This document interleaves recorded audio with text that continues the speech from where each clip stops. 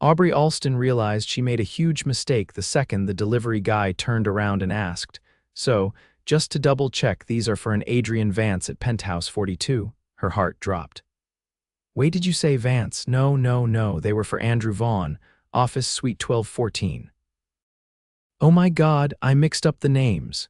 The guy scratched his head, already halfway back into the elevator. Yeah, they're already up there. He signed for them." Aubrey pressed her hands over her face, silently screaming into her palms. This was not happening.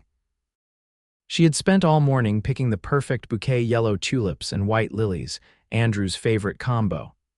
It was supposed to be a sweet, quiet birthday surprise for her co-worker turned almost something after months of subtle flirting. The card even said, "Hope this makes you smile today." But she'd scribbled the wrong name, Adrian Vance. Whoever that was, she groaned, grabbing her purse and bolting toward the elevator. "Where's Penthouse 42? The receptionist blinked. It's at the very top." "Of course it is," Aubrey muttered. By the time she reached the penthouse floor, her heels were killing her, and her nerves were shot. She stepped into a sleek marble foyer so pristine she felt like she needed to apologize just for breathing wrong. A uniformed woman smiled at her from behind a glass desk. "Do you have an appointment with Mr. Vance?" Aubrey swallowed hard. "No, I just need to fix a mistake. I sent flowers here by accident. They were meant for someone else." Before the woman could respond, a deep voice called from behind, "Let her in." Aubrey turned toward the sound and froze. The man standing there looked like he'd walked straight out of a movie, tall, broad-shouldered, with dark hair and sharp, arresting features. He was wearing a black button-down, sleeves rolled up casually, and his eyes, steel gray, locked onto hers with quiet intrigue. She cleared her throat. "I'm so sorry, the flowers, they weren't meant for you." He glanced at the vase on the table beside him. "Pity. I was just starting to enjoy wondering who would send me tulips with a note signed A." He stepped closer. "You must be a Aubrey," she blurted. "Aubrey Olston." "I meant to send them to someone else. His name is Andrew. I wrote the wrong name on the order form." Adrian Vance tilted his head slightly. "Well, Miss Olston, I appreciate the mistake. The flowers are beautiful." "I thank you. But I should take them back and make sure they get to the right person." "You could," he said casually, "but I'd rather you didn't." She blinked. "Why?" "Because no one's sent me flowers in my entire life," he said, his voice dropping just enough to make her stomach flutter. "And I have to admit, it made my morning." Aubrey laughed nervously. "They weren't even for you." Still made me smile. Her heart beat faster. "You're Adrian Vance." "That's me." She didn't show it, but the name clicked. Vance, as in Vance Enterprises. The name had floated through office gossip more than once, something about an elusive tech millionaire who owned half the building and never showed his face. She always thought he was someone older, someone boring, not this. "I really should go," she said quickly. "I'm sorry for the confusion." "Wait." She turned back, biting her lip. He gave her a soft smile. "At least let me take you for coffee as a thank you for the accidental tulips." She hesitated. "I don't usually go for coffee with strangers." "Then let's not be strangers." She studied him. Everything about this screamed don't. He was too smooth, too calm, definitely out of her league. But something about him felt genuine. She sighed. "Fine, one coffee. And then I'm going to deliver the flowers to the right guy." "Deal." They ended up at a quiet cafe on the corner, and she hated how easy it felt. "So," he said, sipping his espresso, "who's the lucky guy that was supposed to get the flowers?" She laughed. "Just someone I work with. I don't know, there's been some back and forth. I thought maybe if I did something sweet, he'd make a move." Adrian raised an eyebrow. "So you made the first move, I guess." She shrugged. "Does that make me desperate?" "No, it makes you brave." She didn't know what to say to that. No one had ever called her brave before. He leaned back. "And what does this guy do?" "He's in marketing. He's smart, funny, a little awkward." Adrian smiled. "Sounds like a solid guy. He better appreciate you." She rolled her eyes. "He probably won't even notice I'm gone today." "Then he's an idiot." They stared at each other for a second too long. Aubrey cleared her throat. "What do you do?" "I run a company. Tech mostly." She nodded. "That sounds vague." He grinned. "It's more boring than it sounds." They talked for another hour. About books, travel, their worst jobs, their best days. It wasn't supposed to be a real connection, but it was. Realer than anything she'd felt in months. That night, she dropped off the flowers at Andrew's desk with a new note. But something felt different, off, like something inside her had shifted, and the next day there was a bouquet waiting at reception. Yellow tulips and white lilies, with a note. To Aubrey, thank you for sending them to the wrong man. You made the right mistake. Adrian, her heart did a somersault. Who's it from? Her coworker asked. No one, she said, smiling to herself. Just someone unexpected. Aubrey didn't expect to see Adrian again.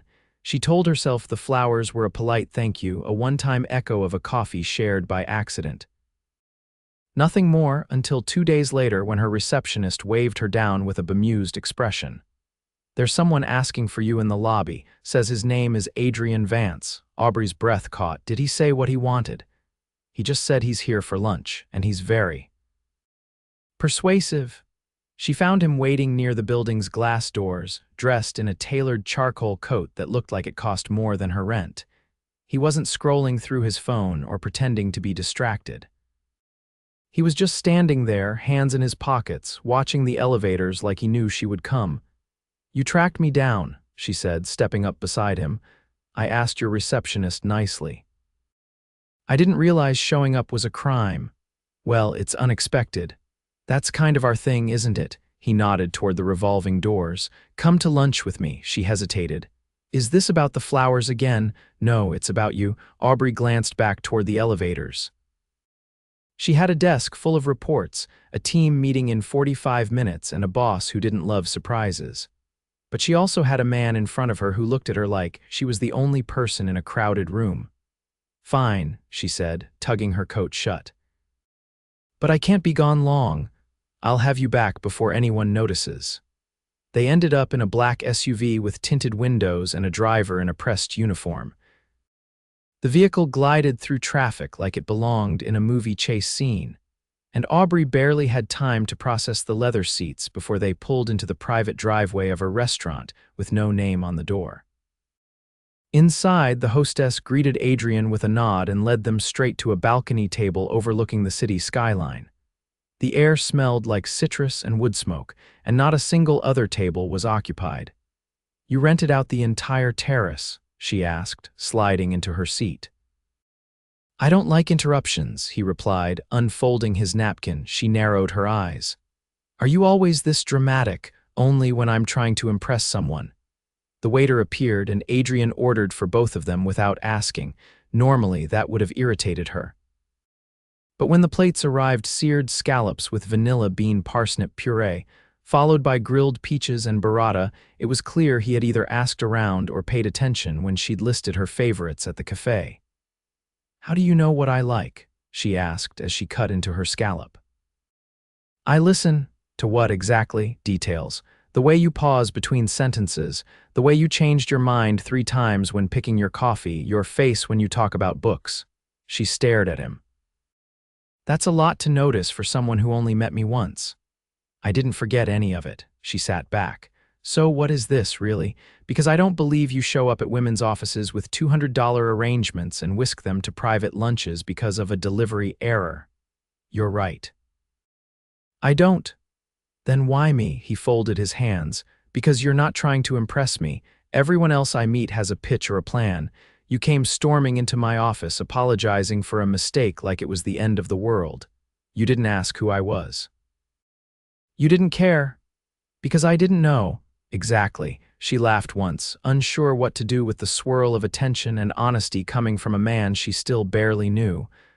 I work in a cubicle that doesn't even get sunlight, she said. Why would someone like you want to be seen with someone like me?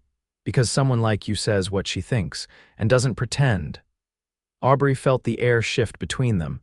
The city stretched out behind him, but all she could see was the burn in his eyes.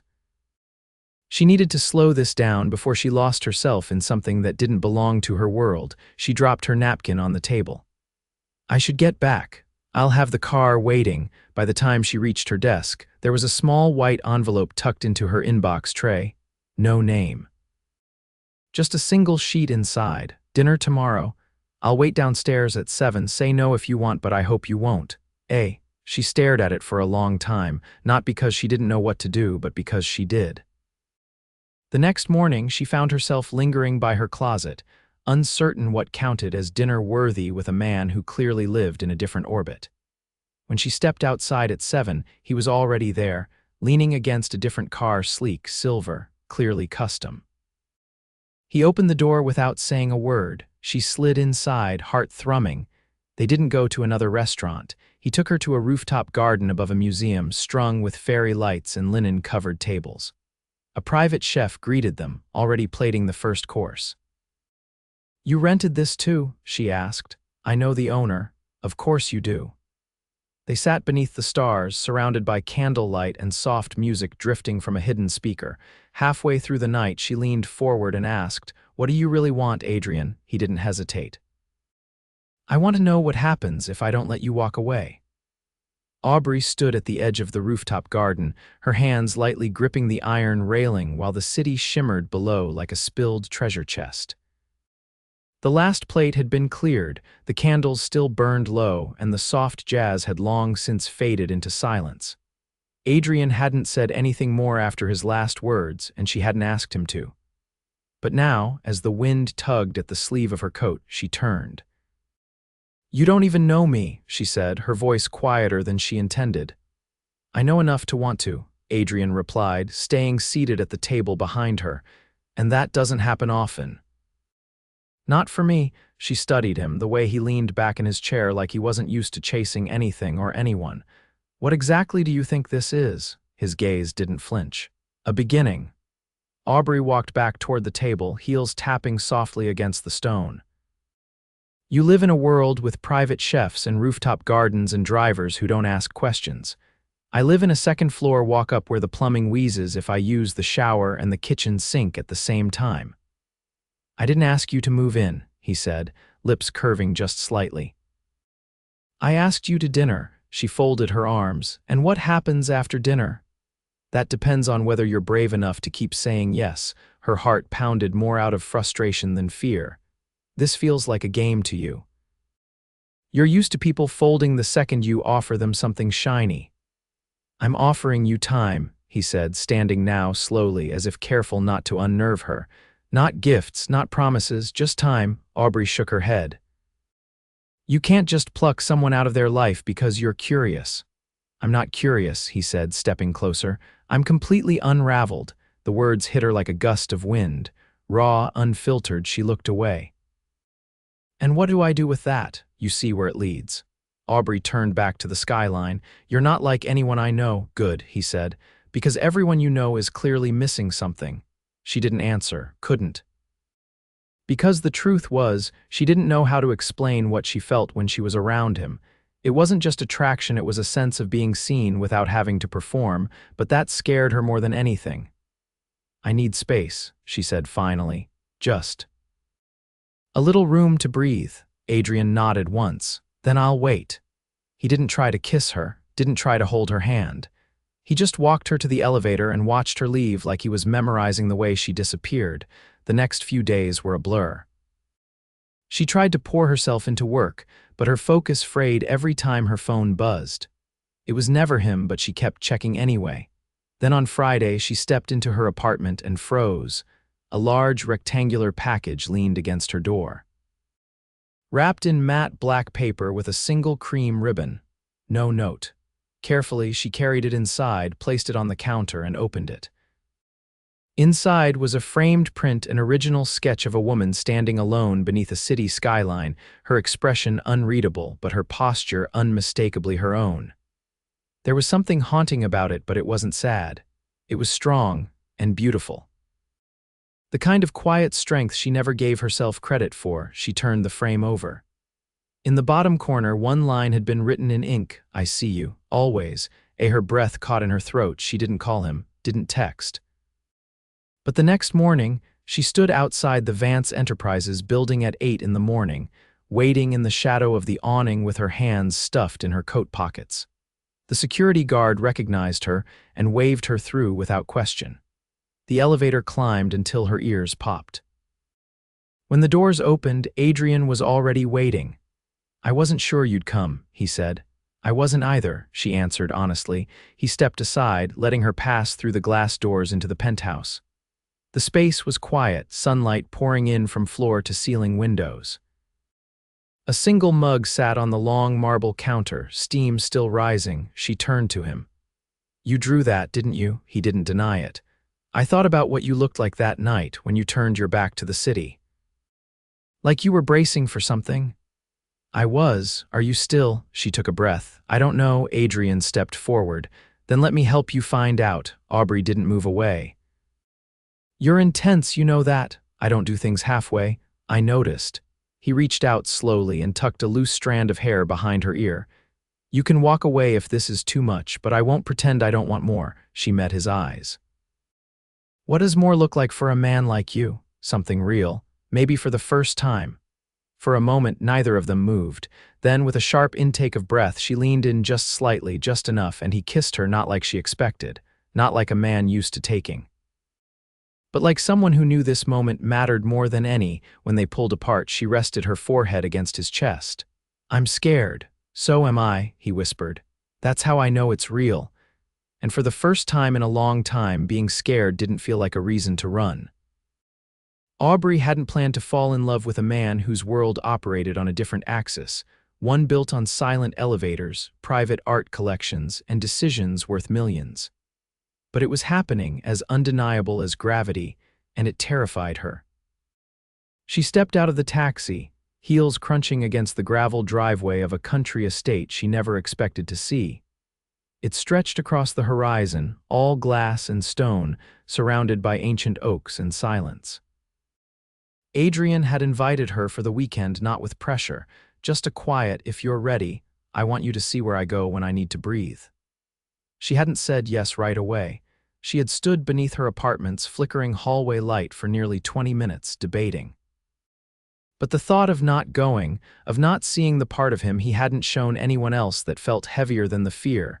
The front door opened before she could knock. "You came," Adrian said, his voice softer than usual. "I thought I'd see what kind of breathing space a man like you needs." He stepped aside, letting her in. The interior was warm, filled with natural light and worn leather furniture that looked like it had stories. Paintings leaned casually against the walls, not hung some unfinished, others brilliant in their precision. She paused in front of a canvas that showed a solitary figure standing in a field of tall grass, head tilted toward a sky streaked with storm clouds. "You painted all of these?" she asked. Adrian nodded. "This is the only place I can." "You never mentioned painting before, you never asked." She glanced up at him. "That's not true." He gave a faint shrug. "Then maybe I wasn't ready to answer."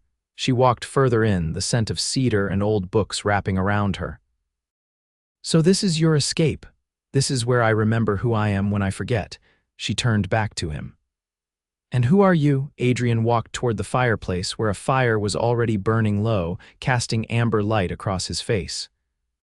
"Someone who built a fortress around himself and thought that was strength. Until you walked in carrying the wrong flowers and reminded me what it means to feel something without control."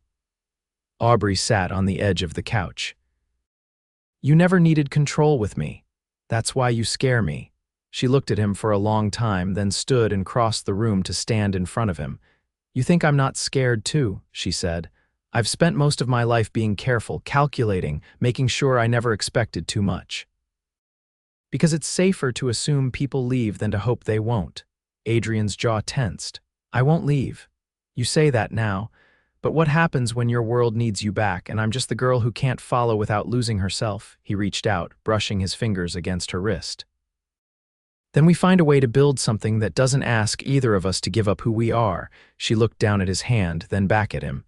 "You really believe that's possible?" "I do now." The wind stirred outside, rattling the old shutters. Aubrey leaned into his touch, and for the first time, she didn't feel like she was standing on the edge of something uncertain. She felt grounded. That night, they cooked dinner together in the kitchen, chopping vegetables, burning garlic, laughing when the sauce boiled over. He moved around the space like a man used to solitude, but he let her in step by step without hesitation. Later, when they sat curled up on the couch beneath a thick blanket, she rested her head on his shoulder. "You know I didn't mean to send those flowers," she murmured. "I know. If I hadn't made that mistake, I would have found another way to meet you. She looked up. You're that sure? I've never been more certain of anything. The next morning, she woke to the smell of coffee and the sound of distant birdsong. Adrian was already outside, barefoot in the dew-wet grass, sketchpad in hand. She watched him for a moment through the glass doors, marveling at the quiet intimacy of it. He noticed her and smiled, not the practiced, public smile she'd seen him give at restaurants or in the lobby, but something real. Unfiltered, just for her, she stepped outside, wrapping the blanket from the couch around her shoulders. "What are you drawing?" she asked. "Something new." He turned the pad so she could see. It was the beginning of a piece still rough, still forming. But the lines told the story already. Two figures standing side by side, not clinging, not leaning, just rooted together. Equal. Present, Aubrey touched the corner of the paper. "You think we can be that? I think we already are." 3 weeks later, he asked her to meet him at the museum rooftop where they'd had their first real dinner. She climbed the stairs, unsure what to expect, but found the garden transformed, lit by soft golden lanterns, music floating in from a string quartet hidden among the ivy. Adrian stood waiting at the center, dressed in midnight blue. She walked to him slowly, heart racing. He didn't waste time. "I never believed in fate," he said. "But then you sent me flowers that weren't mine, and I fell in love with the woman behind the mistake." Her breath caught. "I don't want a life that makes sense on paper," he continued. "I want the one that keeps surprising me. That makes me feel something every single day. I want you." He pulled a small box from his pocket and opened it. Inside was a ring, simple, elegant, with a single diamond set in gold. "I know this is fast, and maybe even crazy, but I also know I've never been more sure of anything." "Aubrey Olston, will you marry me?" She stared at him, heart thundering. Then she laughed a soft, disbelieving sound and nodded. "Yes," she whispered. "Yes." He slipped the ring onto her finger, and the city lit up behind them like it was celebrating too.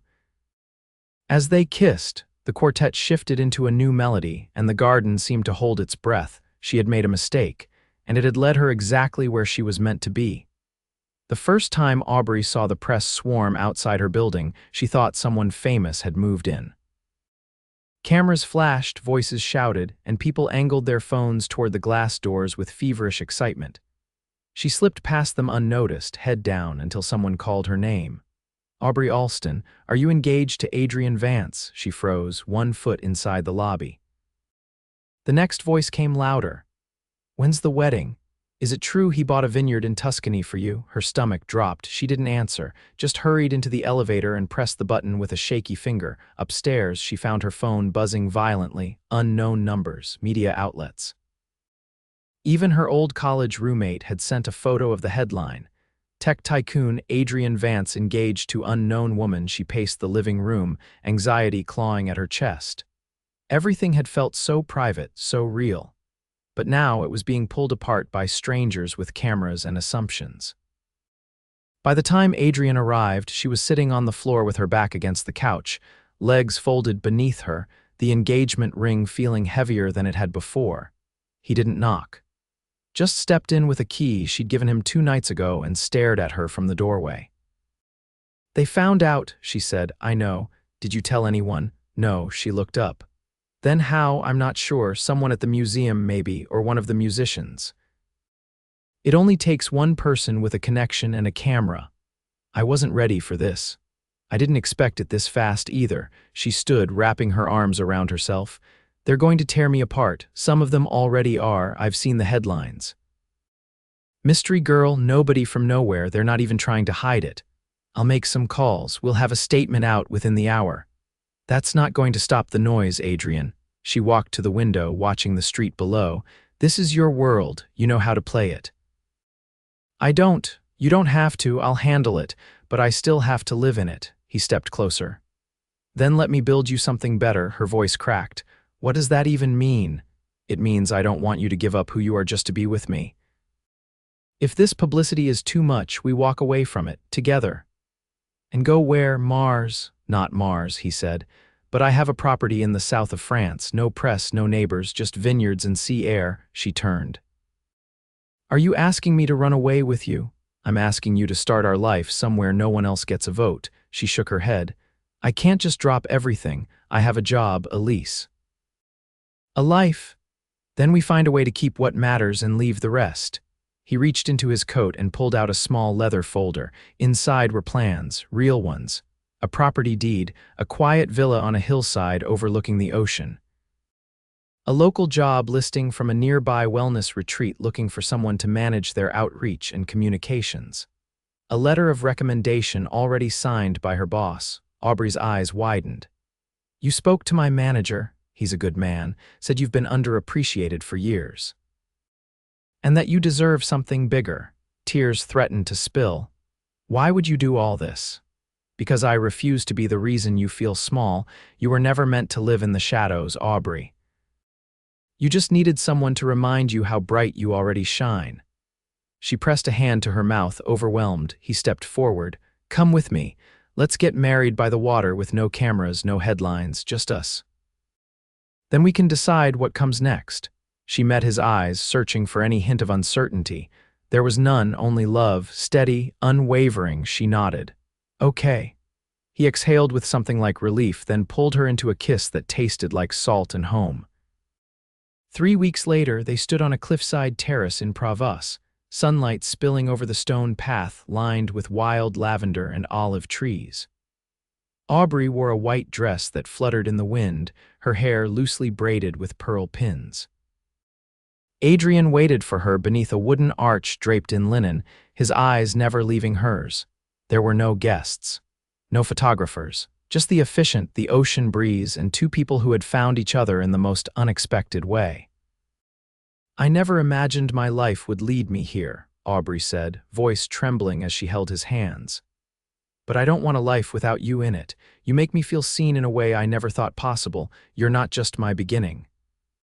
You're every chapter I want to write after this. Adrian's voice was steady. I spent years building walls so high no one could reach me. And then you walked in carrying flowers meant for someone else, and I've never been the same. I love you, not in pieces, not in parts, all of you, every day.